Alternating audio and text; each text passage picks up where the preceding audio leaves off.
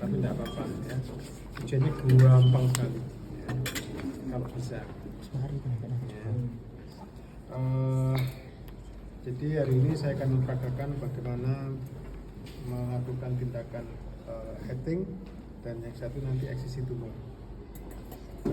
Bagi kakak tingkat ya ini refreshing, bagi adik kelas lumayan ada bocorannya, nanti setelah naik sudah tahu ilmunya. Jadi karena ujian ini kan ujian Anda verbal ya, bukan praktek pada dasarnya tapi lebih pada verbal, makanya Anda nanti sangat penting ya cara Anda mengartikulasikan pelaksanaan tindakan medis ini ya, bahkan lebih penting dari tindakannya sendiri ya, karena ini kan pakai gabus ya pasti susah ya, tapi kalau Anda menyampaikan dengan verbal yang bagus pada umumnya sangat menarik bagi penguji ya. Nah, makanya Anda harus taktis dan tetap belajar komunikasi ya. Kalau di Inggris itu fakultas kedokteran 12 semester itu semester 1 sampai 12 itu ada pelajaran komunikasi. Karena itu yang paling penting ya, bagaimana berkomunikasi dengan pasien, dengan sesama sejawat dan seterusnya.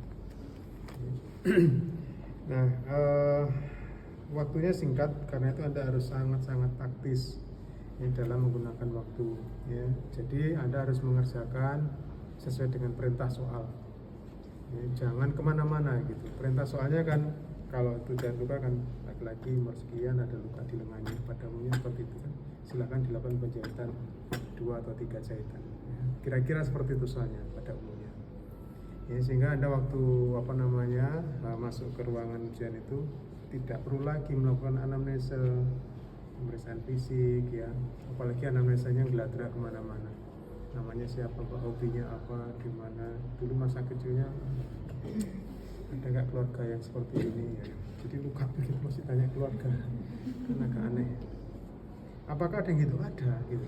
Jadi tidak langsung tindakan, padahal Anda harus sangat efektif. Nanti juga gitu yang tumor gitu, tidak usah lagi ditanya ya, tumor ini sejak kapan ya, kenapa kok bisa timbul tumor ini Pak, sudah usah. Karena tugasnya Anda operasi eksisi tumor ya sudah langsung dilakukan. Itu ya yang pertama. Kemudian ini poin-poin penting ya, baik itu jadi luka maupun eksisi tumor, yaitu adalah informed consent ya. Jadi ini poin pertama yang menjadi dasar penilaian. Anda melakukan ini apa Anda?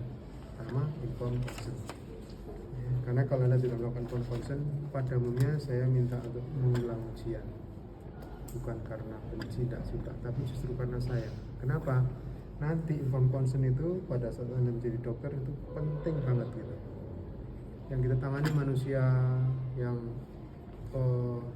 kemungkinannya banyak sekali gitu. Walaupun kita menangani pasien yang sama, diagnosis yang sama, kadang-kadang perjalanannya berbeda ya, karena itu kita harus selalu melakukan informed consent. Ada namanya risiko medis. Risiko medis itu ya tidak bisa diprediksi kadang-kadang ya, tapi pasien keluarganya bisa bilang ini malpraktek, ini habis disuntik pingsan, nah seolah hubungannya dengan suntikan kita gitu. Padahal itu risiko medis, pasien punya sesuatu yang spesifik gitu ya. Nah cuman untuk membedakan apakah Anda melakukan malpraktek atau tidak, itu salah satunya tadi informed consent. Kalau ada risiko medis yang dilihat pertama informed consent, Anda sudah melakukan belum? Begitu Anda belum melakukan informed consent, Anda dianggap salah, tidak diperiksa selanjutnya. Tidak informed consent berarti salah dokternya. Nah kalau sudah informed consent dilakukan, maka akan dilihat apakah Anda melakukan sesuai dengan SOP. Nah ini kan kita sedang belajar SOP ya, bagaimana jahit itu SOP-nya, eksisi tumor seperti apa SOP-nya, dan rumah sakit selalu harus membuatkan SOP itu, dan Anda mengikuti SOP ya. Nanti setelah informed consent sudah lengkap, SOP dilihat apakah ada SOP, ada. Kemudian apakah Anda melakukan kegiatan sesuai dengan SOP ya, di medical legalnya, di rekam mediknya tercatat ada rekam mediknya ya, sesuai dengan SOP. Nah, kalau sudah sesuai SOP ya berarti kalau ada resiko medis bukan salah Anda ya, seperti itu ya. Oleh karena itu informed consent selalu poin pertama yang menjadi penilaian. Kalau Anda tidak melakukan ya sudah, sebaiknya mengulang lagi untuk ya membangun mentalitas Anda secara benar. Setiap tindakan medis adalah ujung konsen. Ya, yang melakukan informed consent adalah yang melakukan tindakan, bukan orang lain.